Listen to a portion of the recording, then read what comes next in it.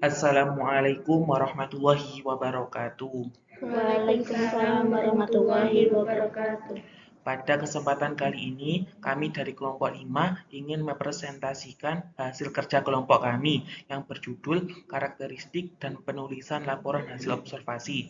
Sebelumnya, perkenalkan saya, Muhammad Helmi Izzuddin, NIM 61 selaku moderator. Saya Safira Devi dengan NIM 46. Saya Firnuzayana dengan NIM 55. Untuk materi yang pertama mengenai pengertian teks laporan hasil observasi akan dijelaskan oleh saya sendiri. Menurut Priyatni, teks laporan hasil observasi adalah teks yang menyampaikan informasi tentang sesuatu apa adanya sebagai hasil pengamatan dan analisis secara sistematis, tidak dibumbui dengan respon pribadi tentang objek yang dilaporkan tersebut. Sedangkan menurut Kemendikbud, teks laporan hasil observasi adalah teks yang berfungsi untuk memberikan informasi tentang suatu objek atau situasi setelah diadakannya investigasi atau penelitian secara sistematis, sehingga dapat disimpulkan bahwa teks laporan hasil observasi adalah teks yang berisi penjabaran umum atau melaporkan sesuatu berupa hasil dari pengamatan observasi, bukan berdasarkan imajinasi atau rekayasa.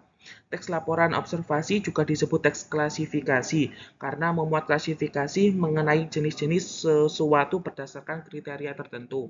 Untuk materi yang selanjutnya akan dibacakan oleh rekan saya. Karakteristik teks laporan hasil observasi. Di antaranya adalah 1. Bersifat objektif dan universal. Objektif di sini berarti teks laporan hasil observasi harus disajikan sesuai dengan keadaan objek yang sebenarnya di lapangan tanpa dipengaruhi pandangan atau pendapat pribadi. Sedangkan universal adalah teks laporan hasil observasi tidak tendensi atau memihak kepada pihak tertentu.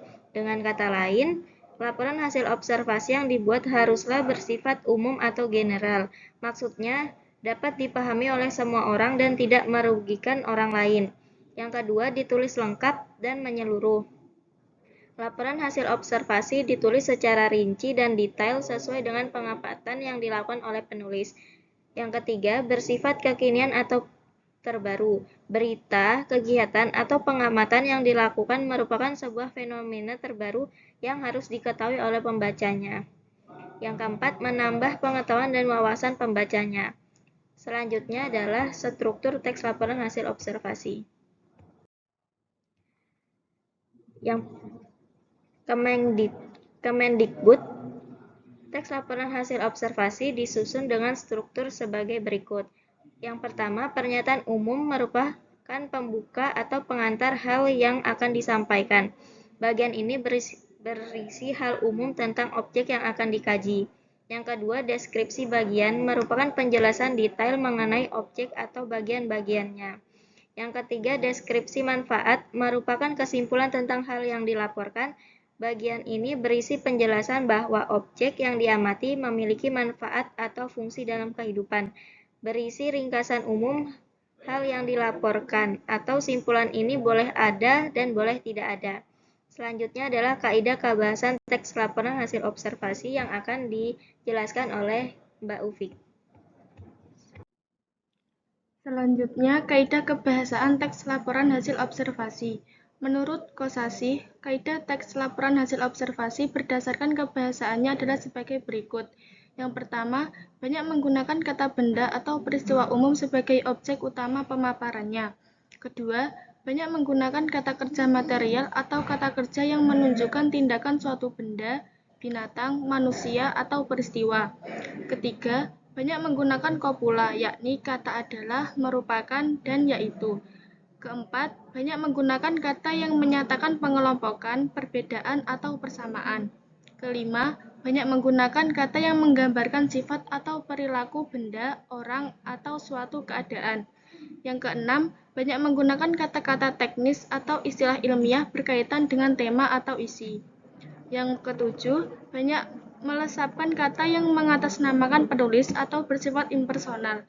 Kata-kata saya, kami, penulis, dan peneliti sering dihilangkan dengan digantikan oleh bentuk kalimat pasif. Berikutnya, cara menyusun teks laporan hasil observasi. Cara yang pertama, melakukan kegiatan observasi. Hal yang harus dilakukan ketika observasi adalah sebagai berikut. A. Mencatat data yang diperlukan sesuai dengan tujuan laporan. B. Melakukan survei tempat atau mencari referensi bila tempat tidak memungkinkan.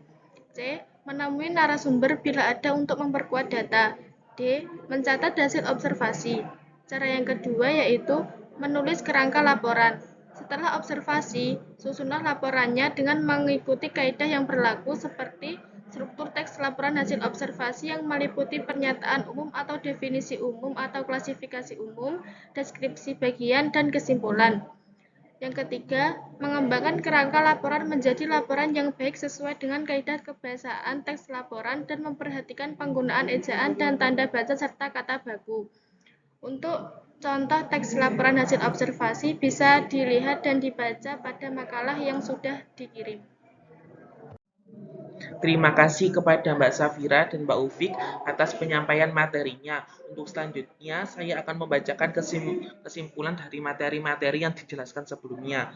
Teks laporan hasil observasi adalah teks yang berisi penjabaran umum atau melaporkan sesuatu berupa hasil dari pengamatan atau observasi, bukan berdasar imajinasi atau rekayasa. Karakteristik teks laporan hasil observasi yaitu bersifat objektif dan universal, ditulis lengkap dan menyeluruh, bersifat kekinian atau terbaru, serta menambah pengetahuan dan wawasan pembacanya. Untuk menyusun teks laporan hasil observasi yang baik, perlu memperhatikan strukturnya yang meliputi pernyataan umum, deskripsi bagian, dan deskripsi manfaat. Selain itu, dalam penulisannya juga perlu memperhatikan kaidah kebahasaannya yang sudah dijelaskan tadi.